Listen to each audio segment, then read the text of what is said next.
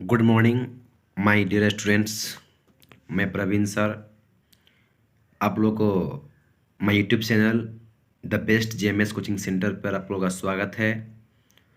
आज हम लोग फिर अगला poem class 12th English 100 marks का जो पोएम है उसको हम तैयारी कर रहे हैं। एन इपिटाफ, देखिए ये एन इपिटाफ को जो लिखने वाले हैं, जो पोएट है, इसका नाम है वाल्टर डेले मेरे। वाल्टर डेले मेरे। अब एग्जाम कभी कोई पूछता है ऑब्जेक्टिव में कि अन एपिटाफ है ना, कंपोजिट बाय डॉट डॉट, है ना, आपको 4 ऑप्शन दिया जाता है ए बी सी डी। इसमें आपको वाल्टर डेले मेरे होगा, उसमें आपको टिक मारना पड़ता है। ऑब्जेक्टिव हमें पूरा अंक आने के लिए बुक को हमको हर चैप्टर का लाइन बाय लाइन पढ़ना पड़ेगा और अर्थ समझना पड़ेगा, है ना। पहले हम पोएट के बारे में जान लेते हैं। एक पोएट के बारे में ही से भी, है ना, ऑब्जेक्टिव में पूछा जाता है, इसलिए हमें जानना ऑब्जेक्टिव के दृष्टिकोण से बहुत ही महत्वपूर्ण है। चलिए हम देखते हैं कि एन एपिटैफ को लिखने वाले पोएट है वाल्टर डेले मेरे, है ना। वाल्टर डेले मेरे, इसको देखिए हम अंडरलाइन किए हुए हैं, देख रहे हैं, ये अंडरलाइन किए हुए हैं, जो आपको ऑब्जेक्टिव के दृष्टिकोण से ये जो लाइनिंग है वो थोड़ा मोस्ट भी आई है। आप इसे थोड़ा बढ़िया से देखिएगा, बढ़िया से समझिएगा।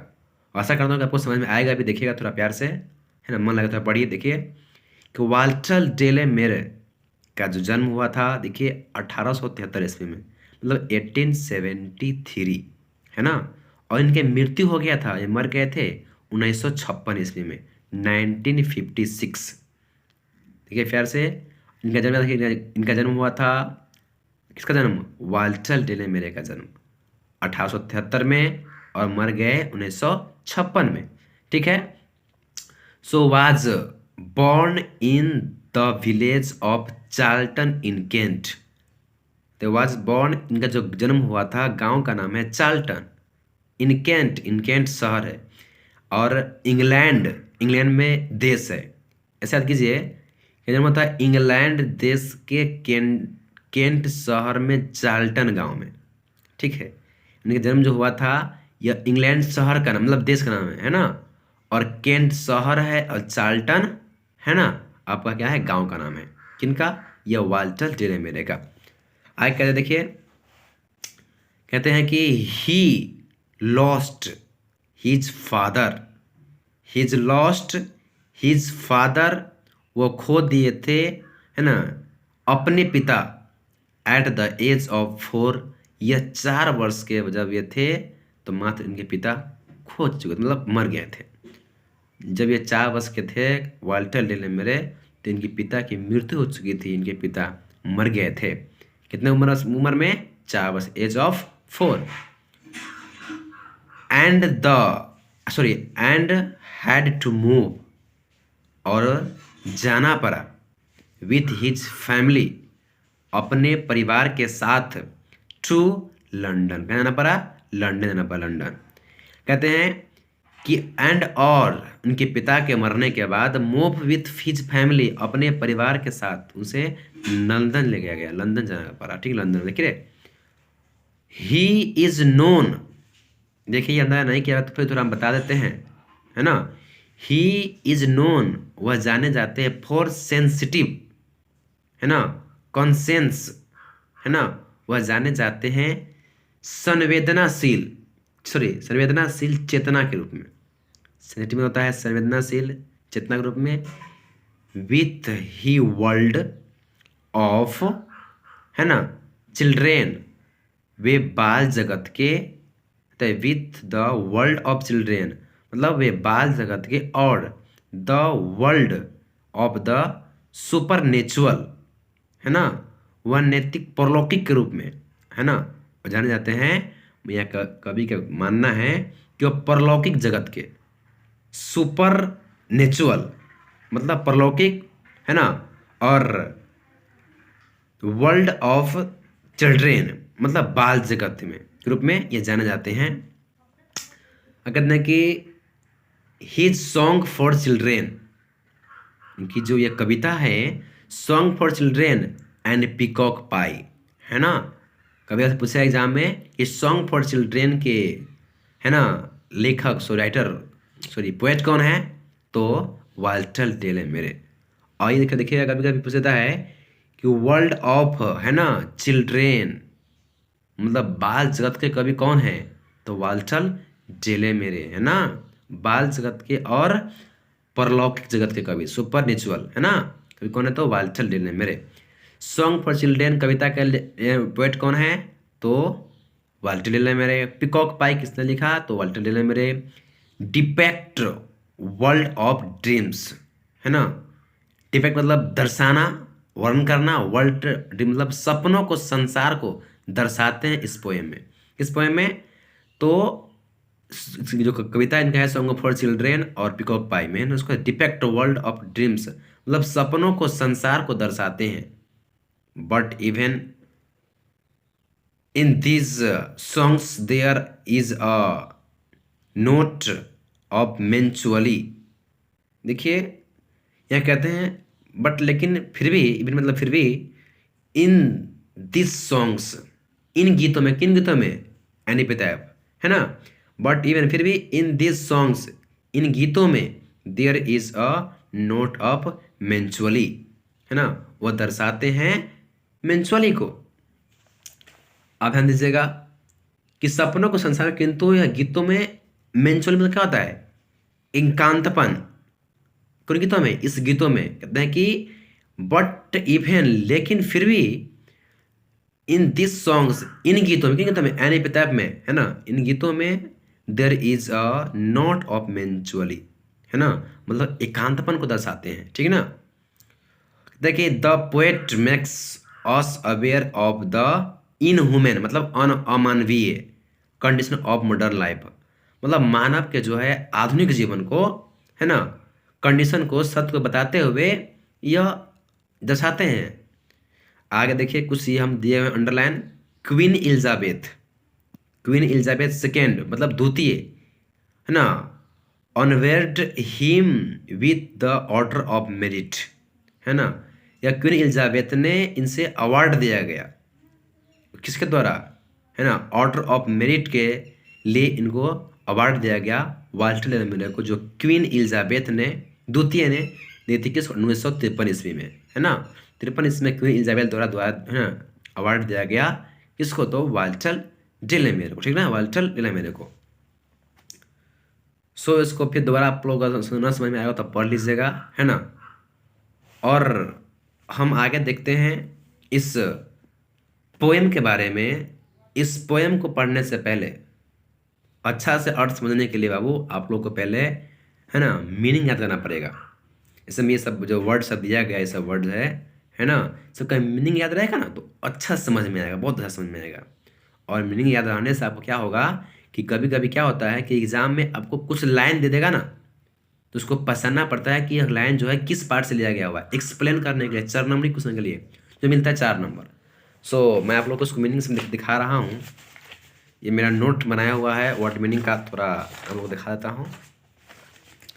देखिए ये एन एपिटैफ है, वाल्टर डेलेमेरे है जिस पोएम पर लिखे हुए हैं, और शायद मेरा फोटो है मतलब इस पोएम को लिखने वाले का फोटो है और इस साइड इस किताब को लिखने वाले का फोटो है। समझते हैं बात को, चलिए कोई बात नहीं है। देखते हैं एन एपिटैफ वाल्टर डेलेमेरे, है ना, इस पोएम को लिखे हुए हैं। देखिए उसे हम इसको जो है ना, हर लाइन का लाइन पता है, हम यहाँ पर हिंदी भी दे दिए हुए हैं, देख रहे हैं, हिंदी भी दे दिए हुए हैं। अगर आप देखना चाहते हैं इसका हिंदी तो थोड़ा बढ़िया से, है ना, अभी पढ़ाते हैं फिलहाल इसको हम, ठीक है, तो समझ में आएगा अच्छा से आपको। आप ध्यान से देखिएगा। उससे पहले मैं आपको बताऊँ, इसको पढ़ने से पहले आपको, है ना, मीनिंग करना, मीनिंग वर्ड मीनिंग करना। देखिए हेयर मतलब इस कब्र में, है ना, और लाइज मतलब दफन, मोस्ट ब्यूटीफुल मतलब बहुत खूब सुंदर महिला, है ना। देखिए यहाँ पर थिंक होता तब पता है थैंक लिखा गया, यहाँ पर आई होता, ठीक है, थोड़ा बाई मिस्टेक हो जाता है चाहना, मतलब थोड़ा क्या कीजिएगा, टाइपिंग करने में दिक्कत होती है। थिंक होता है सोचना, THIN के थिंक में सोचना, इधर मतलब कभी, वेस्ट कंट्री मतलब पश्चिमी देश, हाँ, ब्यूटी मतलब सुंदरता, वेनिस मतलब गायब होना, ये आप याद कर लीजिएगा, है ना। मैं प्यार से बोल रहा हूँ आप लोगों से। चलिए मैं रिक्वेस्ट कर देता हूँ कि आप याद कीजिएगा तो बढ़िया समझ में आएगा। अच्छा नंबर लाने के लिए देखिए, बुक को अच्छा से समझने के लिए और अच्छा नंबर लाने के लिए आपको जो है वर्ड मीनिंग याद करना बहुत जरूरी है। पास मतलब गुजर जाना, हाउ मतलब फिर भी, रेयर रेयर दुर्लभ ही दुर्लभ, क्रम्बल मतलब मर जाना, रिमेंबर मतलब याद करना, light of step and heart मतलब वचनबद्धकारी या भ्रमणकारी, ठीक है। Light of step and heart वो वचनबद्धकारी या भ्रमणकारी, है ना। उसका और लिखिए, हमारा पता है देख लीजिए, जेम्स इंग्लिश क्लासेस, पता बेला पहिया रोड, शिव मंदिर के पास, मनपौर। और हमारे यहाँ जो है जेम्स कोचिंग सेंटर मनपौर, हमारे यहाँ क्लास 6 से 10+12 के सभी विषयों की तैयारी कराई जाती है ना। हम यहाँ आपको बढ़िया से बढ़िया नॉलेज देने की कोशिश करते हैं। सो आइए देखिए, तो ये कहते हैं कि हेयर लाइज, आप याद किए हैं मीनिंग।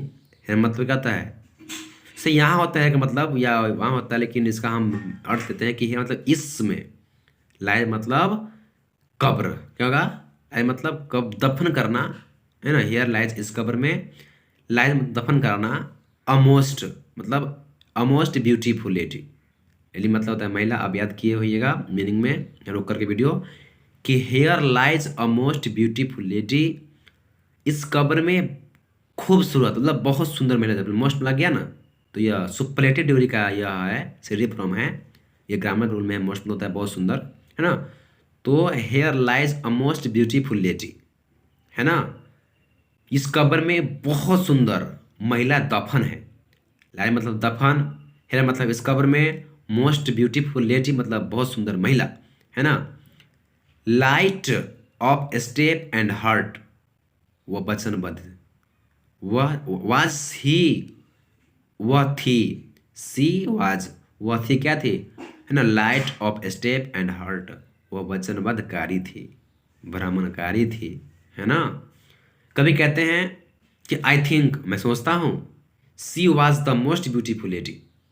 कभी कहते हैं कि आई थिंक मैं सोचता हूँ, सी was the most beautiful lady, कि वह बहुत सुंदर महिला थी। कभी कहते हैं कि देखो, मैं तो आई थिंक मैं सोचता हूँ, है ना, मैं मतलब आई मैंने मैं, थिंक मतलब सोचना, सी मतलब वह मतलब लड़की के लिए होता है she, was the most beautiful lady वह बहुत सुंदर महिला थी, डेट इवर जो कभी, मतलब कभी, डेट की या जो लिख दीजिए डेट की, है ना। Ever was in the west country जो कभी पश्चिमी देश में रहा करती थी। देखिए लाइट ऑफ स्टेप या मोस्ट ब्यूटीफुल लेडी, ये सब जो लाइनिंग याद रखिएगा, है ना, कि आपको ऑब्जेक्टिव में हो तो या सब्जेक्टिव में होता है एक्सप्लेन करने वाला, सो आपको अच्छा अंक दिलाएगा, ठीक ना। That ever was in the west country जो कभी पश्चिमी देश में रहा करती थी। पश्चिमी देश में कहाँ रहा करती थी, पश्चिमी देश में। देखिए देखिए ये जो कवि है वाल्टर डेल है मेरे, यह एक कब्रिस्तान में जा करके, है ना, एक कब्र पर कहते हैं कि कब्र पर सारे कहते थे कि here lies a most beautiful lady, है ना। एक कब्र पर जो है जाकर के कहते हैं, कब्रिस्तान में जाकर के देखिए कि इस कब्र में जो है ना बहुत सुंदर महिला दफन है, जो कभी, है ना, लाइट जो कहते light of step and heart वो वचनबद्धकारी थी, वह भ्रमणकारी थी, है ना। वाज सी वो थी, कहते कि मैं सोचता हूँ, सी was the most beautiful lady, कि वह बहुत सुंदर महिला थी, उतना सुंदर महिला शायद मैं कभी देखा हूँ, है ना। इस कबर में जो महिला दफन है वो कैसा सुंदर, कैसा महिला है, वो मोस्ट ब्यूटीफुल, कैसी है, मोस्ट ब्यूटीफुल थी, है ना। डेट इवर जो कभी was in the west country जो पश्चिमी देश में रहा करती थी। कहाँ की महिला थी यह, पश्चिमी देश। यह जो महिला जिसका मैं ये बता रहे महिला कहाँ की थी, वेस्ट कंट्री, पश्चिमी देश की। बट लेकिन ब्यूटी वेनिस, वेनिस से कहता है गायब होना। देखिए आप याद किए होइएगा, वेनिस याद किए ना, मतलब गायब होना, मतलब गायब गायब होना, ब्यूटी मतलब सुंदरता, है ना। देखिए कहते हैं कि बट ब्यूटी लेकिन सुंदरता, वेनिस मतलब गायब हो जाती है, ब्यूटी पास है, सुंदरता गुजर जाती है। पास मतलब देखिए क्या याद किया है, गुजर जाना, याद किया ना, गुजर जाना। पास मतलब गुजर जाना, मतलब देखिए आदमी की जो जवानी रहती है तो सुंदर होता है तो सुंदरता रहती ही है, लेकिन जब बुढ़ापा जो आते हैं मान लेते हैं तो सुंदर महिला क्या होती है, क्या होता है, सुंदर का तत्व होता रहता है। तो बट ब्यूटी वैनिसेस, है ना, लेकिन सुंदरता क्या होता है, गायब रहती है। ब्यूटी पास से सुंदरता गुजर जाता है। However rare rare rare rare, है ना, आप है ना ये मतलब याद किया ना, मीनिंग क्या होगा, दुर्लभ ही दुर्लभ। देखिए रेयर रेयर मतलब दुर्लभ ही दुर्लभ। देखिए ये क्वेश्चन एग्जाम में पूछा गया हुआ है एक्सप्लेन करने में, है ना, कि however rare rare it be when I crumble who will remember, है ना, एक्सप्लेन करना था। देखिए बाबू मैं आपको बता देता हूँ कि अगर आप इस लाइन को अच्छा से पढ़ते हैं समझते हैं, है ना, तो आपको एग्जाम में 4 नंबर लाने के लिए, एक्सप्लेन करने के लिए मैं एक ट्रिक बताऊंगा जो आपको आसानी से आएगा। कब, जब आप पहले पहचानिएगा कि यह जो लाइनिंग है यह कौन पार्ट से लिया गया, तब आपको मिलेगा एग्जाम में 4 नंबर। सो मैं अभी बताऊंगा, इसी वीडियो में बताऊंगा, ठीक ना, ध्यान से पढ़िएगा। तो how rare, however rare rare, दुर्लभ ही दुर्लभ होगा, इट बी होगा, एंड और वेन जब, आई मतलब मैं, क्रम मतलब क्या होता है, मर जाना, क्या होता है क्रम मतलब मर जाना, हु विल रिमेंबर कौन याद करेगा, how rare rare it be दुर्लभ दुर्लभ होगा, एंड वेन और जब, आई क्रम्बल तो मैं मर जाऊंगा, वेन जब मैं मर जाऊंगा, हु विल रिमेंबर कौन याद करेगा, किसको, दिस लेडी या महिला को, ऑफ द वेस्ट कंट्री पश्चिमी देश की महिला को। देखिए आई क्रम्बल हु विल रिमेंबर, ये लाइनिंग है, बहुत बेबी लाइनिंग है, लाइनिंग है बहुत बेबी लाइनिंग है, याद रखिएगा, है ना। आई क्रम्बल मतलब मैं मर जाऊंगा, who will remember, and when और जब, मतलब जब मैं मर जाऊंगा, हु विल रिमेंबर कौन याद करेगा, रिमेंबर कहता है याद करना, रिमेंबर मतलब याद करना, दिस लेडी इस महिला को, है ना, इस जो यह महिला को, ऑफ द वेस्ट कंट्री जो पश्चिमी देश में रहा करती थी। ठीक है, आप इसको 2 बार 3 बार, है ना, देखिए और समझिए। तो देखिए आपको मैं इसका ऑब्जेक्टिव लेके आऊँगा आपको अगले वीडियो में, ठीक है ना। इसका ऑब्जेक्टिव मैं दिखाऊंगा आप लोगों को कैसे, आप अगर समझे हैं तो अच्छा से कैसे बनता है ना। इसका ऑब्जेक्टिव मैं लेके आऊँगा अगले वीडियो में। मैं इसका शॉर्ट क्वेश्चन समझते हैं, थोड़ा क्वेश्चन जो है आपको मैं लगाता हूँ 2 नंबरी क्वेश्चन और 4 नंबरी क्वेश्चन में दिखाता हूँ आपको इसका, ठीक है। देखिए सर क्वेश्चन है, where does the lady lie, question है कि वेयर डज, कहाँ महिला है ना दफन थी, है ना। तो the lady lies in her grave मतलब कहता है कब्र, कहता है ग्रेव मतलब कब्र, है ना। तो here lady lies in her grave मतलब जो महिला थी वह कहाँ दफन थी, कब्र में दफन थी। How does see look the poet, कवि देखते हैं, है ना, वो कवि जो है, हाउ कैसे मतलब क्या कहते हैं, कवि उस महिला को कैसे देखते हैं, तो सी लुक्स वो देखती है, to the poet the most beautiful lady, है ना, पोएट कवि जो है देखते हैं बहुत सुंदर महिला, डेट इवर जो कभी lived in the west country जो पश्चिमी देश में रहा करती थी, ठीक है। इसका आंसर होगा was she a kind and considerate lady, इसका आंसर होगा she was a light hearted lady which made her kind and considerate for others. आगे कहते हैं what does the poet thinks about beauty, कवि सोचते हैं अबाउट सुंदरता के बारे में, क्या सोचते हैं, द पोएट थिंक्स कवि सोचते हैं डैट ब्यूटी की सुंदरता इज शॉर्ट लिव्ड कुछ दिनों के लिए, है ना, है, एंड इट विल एक्सपायर या धीरे धीरे खत्म हो जाएगा, वन डे एक दिन, और अदर और दूसरा, है ना। ये क्वेश्चन से साथ 2 नंबरी शॉर्ट क्वेश्चन था जो आप एग्जाम में 2 नंबरी इसी में से रहेगा, देख लीजिएगा। ये 5 क्वेश्चन है, इसको देख लीजिएगा, आपको इसी में से 2 नंबरी क्वेश्चन रहता है ना। सो आगे देखते हैं आप लोग, है ना। देखिए एक्सप्लेन करने वाला है, क्या करने वाला है, एक्सप्लेन करने वाला है। तो here lies a most beautiful lady in the west country. पहले जो आप है ना इसको पहचान लेते, जो क्वेश्चन दिया है आपको एग्जाम में ना, चार गो देता है, चार गो ऑप्शन देता है, उनमें से किसी एक पर कहता है एक्सप्लेन करना। अब किसी भी चार है ना कविता का लाइनिंग देगा, पहले आप पहचानिए किसका है। Here lies a most beautiful lady in the west country. आप समझ में आएगा, अच्छा ये कौन पार्ट से लिया गया हुआ है, एनिपिटेप से लिया गया हुआ है। एनिपिटेप इसका लेटर कौन है, पोएट वाल्टर डेलेमेरे। याद हो गया है ना। तो देखते हैं किसको लिखने से क्या होगा कि आपको पहले ये हर एक्सप्लेनेशन में आपको करना पड़ेगा कि दिस स्टेंजा, यह स्टेंजा हैज बीन टेकन, लिया गया है, फ्रॉम द किससे, पोएम, पूछ लिया गया हुआ है, कविता से लिया गया है एनिपिटेप। मतलब the this stanza has been taken from the poem. आपको एक्सप्लेन करने वाला है, 4 नंबर मिलेगा बाबू। देखिए प्यार से, ठीक है बाबू। तो पोएम एनिपिटेप विच हैज बीन कंपोजेड, मतलब जो इस पोएम को लिखे हैं, कंपोज किए हैं, है ना, किसका नाम, बाय वाल्टर डेलामेरा। वाल्टर डेलामेरा के द्वारा कंपोज किया गया इस पोएम को, है ना। अगर मान लेते हैं कि आप अगर इतना लिख पाते एग्जाम में कि पहले आप पहचान लेते हैं कि कौन पार्ट से पोएम लिया गया है, इसके पोएट कौन सा है, तो आप पहचान देते हैं दिस स्टेंजा, या वर्ड आपको रटना पड़ेगा।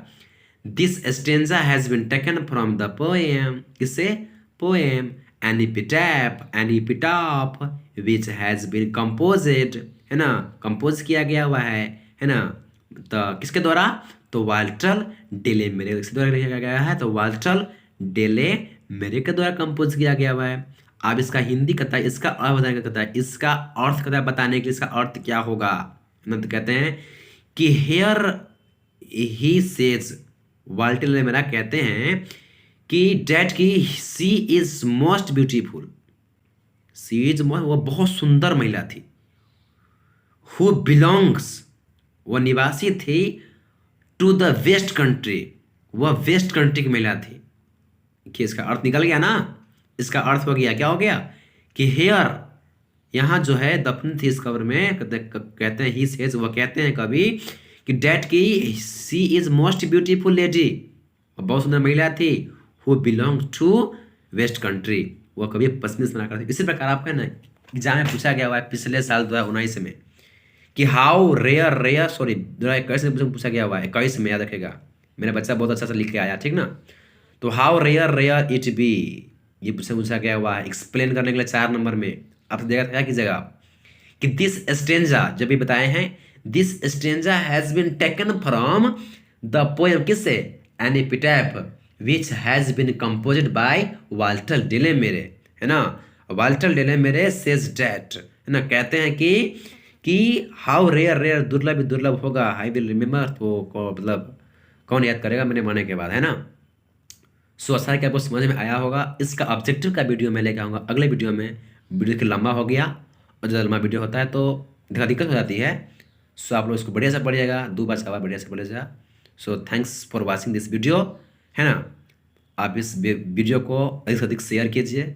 अगर चैनल पर आप नए हैं तो चैनल को सब्सक्राइब कीजिए, है ना। अगर आपको इससे फ़ायदा मिला तो, अगर आप चाहते हैं कि हमें इस फ़ायदा मिले, तो आप अगले वीडियो के लिए आप चैनल को सब्सक्राइब कीजिए, क्योंकि जब सब्सक्राइब कीजिएगा तो मैं वीडियो डालूंगा तो आपके पास नोटिफिकेशन चला जाएगा।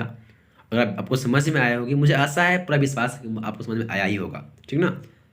तो आप इस चैनल को सब्सक्राइब कीजिए, अपने दोस्तों को भी शेयर कीजिए। थैंक यू, धन्यवाद।